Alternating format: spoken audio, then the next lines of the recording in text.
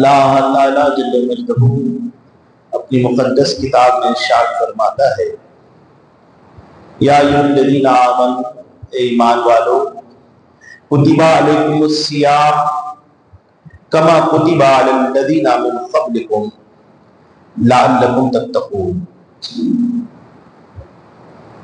اے ایمان والو، اللہ نے تم پر روزے فرض کیے ہیں جیسے اگلوں پر فرض ہوئے تھے کہ کہیں تمہیں پرہیزگاری ملے، تقویٰ و پرہیزگاری تمہیں حاصل ہو۔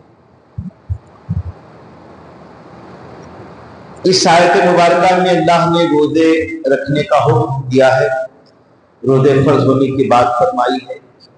اللہ تعالیٰ مخاطب ہے اہل ایمان سے، جو ایمان والے ہیں، اللہ ان سے خطاب فرما رہا ہے۔ یہ ہر کسی سے نہیں ہے، ہر کس و ناقص سے نہیں ہے، کافر و مشرک سے بھی نہیں ہے، بد مذہب سے بھی نہیں ہے، جو اہل ایمان ہے، جو اللہ اور اس کے رسول پر ایمان لا چکے ہیں، جن کے دلوں میں محبت رسول ہے، ایمان کی جان محبت رسول ہے۔ اگر ایمان نہیں ہے پھر وہ چاہے کتنا ہی نیک عمل کرے، یعنی اللہ تعالیٰ کی توحید میں فرق ہے، اللہ کی وحدانیت جیسا عقیدہ اسلام دیتا ہے کہ اللہ کے سوا کوئی معبود نہیں ہے، اللہ کے سوا کوئی عبادت کے لائق نہیں، اس کی ذات، اس کی صفات میں کوئی شریک نہیں ہے، اس کی توحید پر عقیدہ رکھتا ہے، پھر اس کے محبوب سارے نبیوں کے سردار خاتم النبیین محمد رسول اللہ ارواح ناقدہ صلی اللہ علیہ وسلم پر ایمان لاتا ہے، آپ سے سچی محبت کرتا ہے، اشارتاً و کنایتاً بھی آپ شان میں گستاخی نہیں کرتا۔ اگر کوئی نبی کی شان میں اشارتاً کنایتاً بھی گستاخی کرے تو ایمان سے خارج ہے، وہ ایمان والا نہیں، اسے اہل ایمان کو شمار نہیں کیا جائے گا۔ تو لاکھ نمازیں پڑھے، لاکھ حج کرے، لاکھ زکوٰۃ دے، لاکھ صدقات خیرات کرے، رات روزے رکھے، اسے ایمان والا نہیں کہیں گے، جو نبی کا گستاخ ہوگا۔ تو یہاں مخاطب جو اللہ تعالیٰ ہے وہ اہل ایمان سے ہے، ایمان والوں سے ہے۔ اللہ ایمان والوں کو کہہ رہا ہے کہ ایمان والوں، تم پر اللہ نے روزے فرض کیے، اور جیسے تمہارے اگلوں پر کیے تھے، پچھلی امتوں پر بھی روزے فرض کیے، پچھلے نبیوں کی امتوں پر بھی روزے فرض کیے۔ کہتے روزہ ایک ایسی عبادت ہے کہ حضرت آدم سے لے کے ادم تک اللہ نے اپنے بندوں کے روزے فرض فرمائے۔ اس کی نوعیت الگ تھی، طریقہ الگ تھا۔ حضرت آدم علیہ نبینا علیہ السلام پر ہر مہینے کی 13، 14، 15 تاریخ کو روزہ رکھنا فرض تھا۔ حضرت نوح علیہ السلام ہمیشہ روزہ رہتے تھے، تو دوسرے انبیاء اکرام ایک دن روزہ چھوڑتے، ایک دن روزہ رکھتے۔ حضرت موسیٰ ایک دن روزہ رکھتے، کل چھوڑتے، حضرت عیسیٰ ایک دن روزہ رکھتے، 2 دن چھوڑتے۔ اس طرح نوعیت الگ تھی، مگر پچھلی امتوں پر بھی اللہ نے روزے فرض فرمائے تھے۔ اس آیت میں اللہ ایمان والوں کے فرما رہا ہے کہ اللہ نے تم پر روزے فرض کیے، کس پر؟ ایمان والوں پر، اہل ایمان پر روزے فرض ہیں۔ اگر کوئی کافر روزہ رہتا ہے، کہتا ہے کہ مسلمان جیسے رہتے میں بھی سے رہتا ہوں، اس کا بھوکا رکھنا کوئی کام نہیں آئے گا اللہ کے پاس، جب تک وہ ایمان نہیں لائے گا اللہ پر، اس کے رسول پر۔ تو جو روزے کے فوائد، ثواب جو روزے کا ملے گا وہ صرف اہل ایمان کو ملے گا۔ اور اللہ نے یہ فرمایا کہ تم پر روزے فرض کیے گئے جیسی پچھلی امتوں پر فرض کیے گئے تھے۔ پہلے یہ تم میں خیال نہ آئے کہ صرف روزے ہم ہی پر فرض کیے گئے، نہیں، تم سے پہلے جو امتیں گزری ہیں ان پر بھی اللہ نے روزے فرض فرمائے تھے۔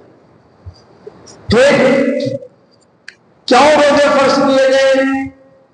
اس کا سب سے بڑا جو فائدہ اللہ نے بیان فرمایا ہے، سب سے بڑا فائدہ، اس سے بڑھ کر کوئی فائدہ ہو نہیں سکتا میری نظر۔ اللہ یہ فرماتا ہے تاکہ تمہیں تقویٰ ملے، پرہیزگاری ملے، تقوی و پرہیزگاری کی زندگی تمہیں حاصل ہو۔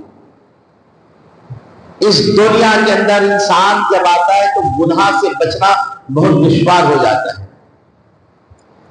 انسان بلا نسیان سے خطا کا پتلا ہے۔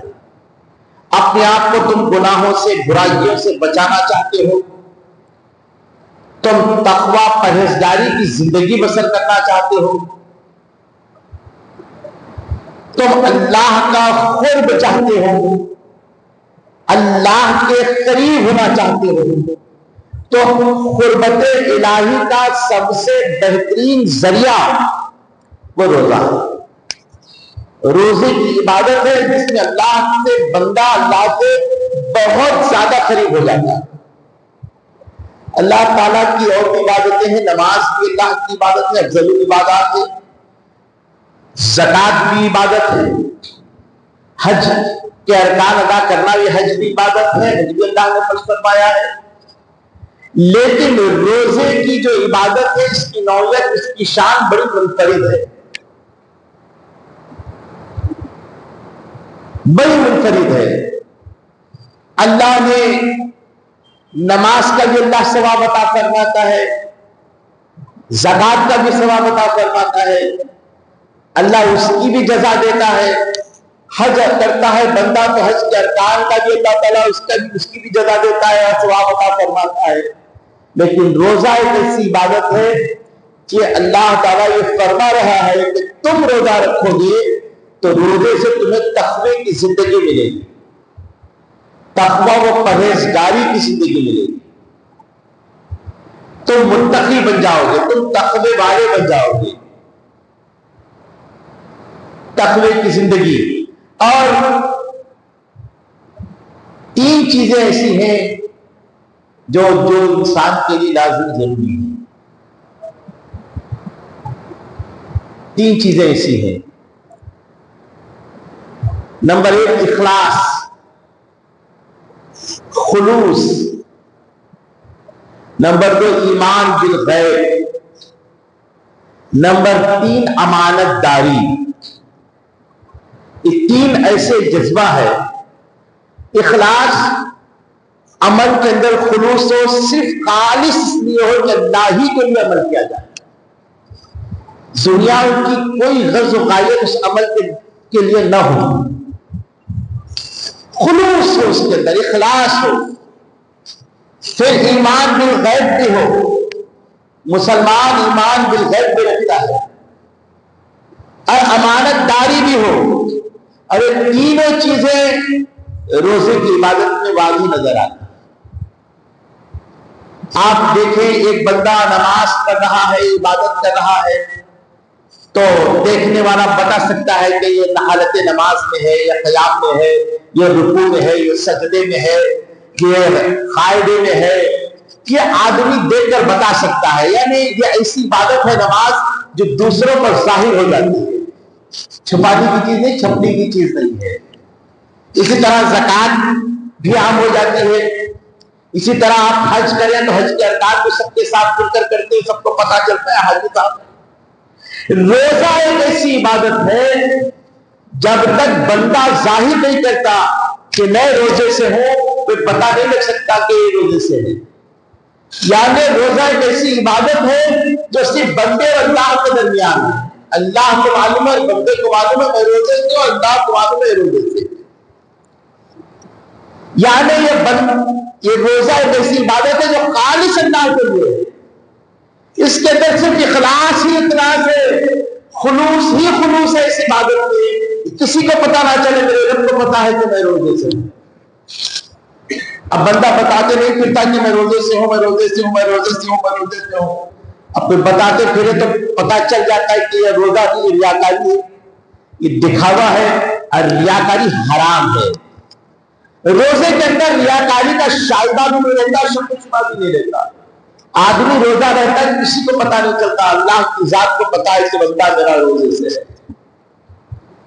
اور اسی روزے کے اندر ایمان بالغیب بھی ہے۔ روزہ صوم سے، صوم کے معنی رکنے کے ہیں۔ میں زیادہ تشریحات میں نہیں جاؤں گا، جو ضروری چیزیں ہیں آپ کے سامنے رکھوں۔ اس طرح ہے شریعت کے اندر صبح صادق سے لے کر غروب آفتاب تک وہ چیزیں کھانے پینے اور جمع کرنے سے آدمی رکا رہے، بیوی کی قربت سے رکا رہے، عمل زوجیت سے رکا رہے، یہ روزہ ہے۔ صوم کے معنی رکنے کے، اور رکنا یہی ہے کہ اپنے پیٹ کو کھانے پینے سے روکو اور اپنے بدن کو زوجیت عمل زوجیت سے روکو، صبح صادق سے لے کے غروب آفتاب تک، اسے کہتے ہیں صوم، اور یہ ہے روزہ۔ اب بندہ روزہ رکھتا ہے تو بندہ اپنے گھر میں ہوتا ہے، تنہائی میں ہوتا ہے، کمرے میں ہوتا ہے، جو چیزیں رمضان سے پہلے اس پر حلال تھی، اس کی اپنی محنت کی کمائی، بہترین رزق دسترخوان پہ سجا ہے، لیکن بندہ اس طرف دیکھنا بھی پسند نہیں فرماتا۔ کہا گیا تمہارے سامنے بہترین رزق رکھا گیا ہے، کیوں نہیں دیکھتے؟ کام ہے روزی سے۔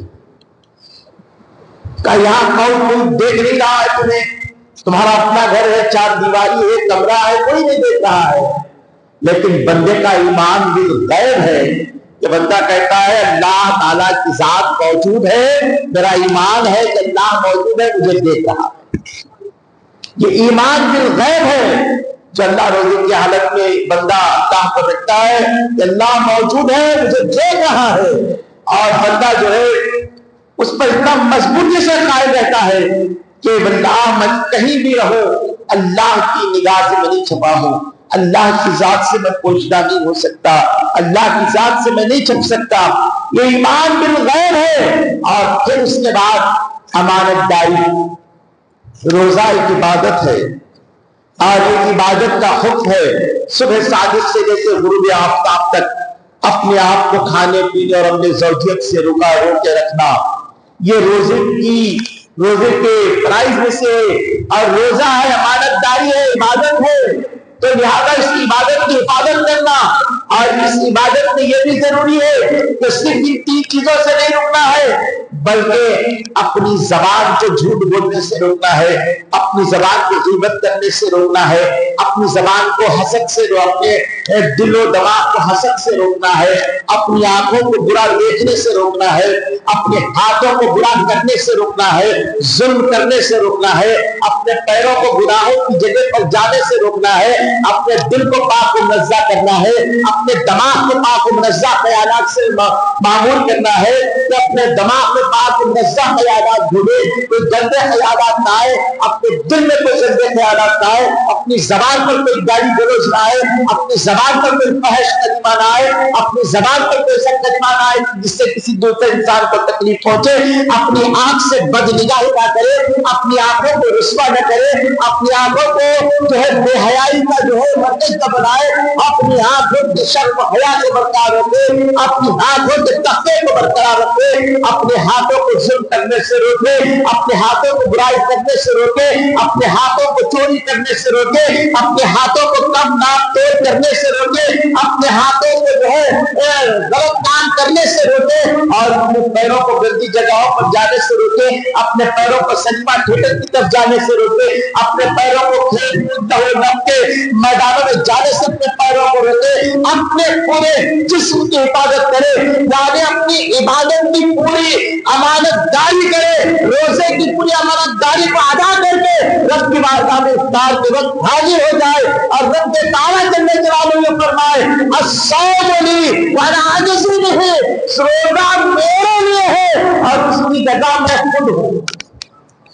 اللہ تعالیٰ یہ فرماتا ہے روزہ ایک ایسی عبادت ہے، اس کی جزا میں خود اس کی جزا ہوں۔ بندہ خود مجھے اپنی اس عبادت کرنے کے بعد مجھے پا لیتا ہے بندہ۔ الصوم لی وانا اجزی بہ، بندہ اللہ تعالیٰ فرماتا ہے نماز کا ثواب بھی اللہ دینے والا ہے، نماز کی جزا بھی اللہ دینے والا ہے، زکوٰۃ کا ثواب بھی اللہ دینے والا ہے، زکوٰۃ کی جزا بھی اللہ دینے والا ہے، حج کا ثواب بھی اللہ دینے والا ہے، حج کی جزا اور صلہ بھی اللہ دینے والا ہے، لیکن روزہ ایک ایسی عبادت ہے کہ اللہ نے اسے ایسا اپنی طرف منسوخ کر لیا ہے کہ اس کا امتیاز، اس کا مقام، اس کا مرتبہ، اس عبادت کی منفرد شان اللہ ظاہر فرماتا ہے کہ صومنی وعلا عاجزی بھی، روزہ مجھ سے اور روزے دار کا ثواب جزا میں خود ہوں، روزے دار کا ثواب اور جزا میں خود ہوں۔ دنیا کی ساری زمین اللہ کی ملکیت ہے، دنیا کے سارے گھر اللہ کے گھر ہیں، لیکن کسی گھر کو آپ بیت اللہ نہیں کہہ سکتے۔ ایک کعبہ معظمہ ہے جسے بیت اللہ کہا جاتا ہے، اللہ نے اسے شرف عطا فرمایا ہے، اسے شرف بخشا ہے، اس کی شان اللہ نے ظاہر فرمائی ہے کہ میرا گھر، میرے گھر کی زیارت کرنا ہے تو تمہیں مکہ مکرمہ حاضر ہونا ہوگا، کعبہ معظمہ کو دیکھنا ہوگا، بیت اللہ شریف کی زیارت کرنی ہوگی، کیونکہ بیت اللہ اللہ کا گھر ہے، اللہ نے شرف بخشا ہے، نسبت دی ہے۔ مسجد بھی اللہ کا گھر ہے، لیکن بیت اللہ ہونے میں، عام جگہوں کی مسجد ہونے میں بہت فرق ہے۔ بیت اللہ کی شان بڑی قریب ہے، بیت اللہ کی شان بہت بڑی ہے، بیت اللہ کی شان بہت عظیم ہے، اللہ نے اسے ایسا منسوخ فرمایا ہے۔ اسی طرح ساری عبادتیں اللہ کی ہی ہے اور اس کی جزا ثواب اللہ ہی دینے والا ہے، لیکن روزے کی شان یہ ہے کہ اللہ نے فرمایا صومنی ولا نہیں کہ روزہ یہ ایسی عبادت ہے اس کی جزا میں خود ہوں، اس کی جزا میں خود ہوں، اس کی جزا میں خود ہوں۔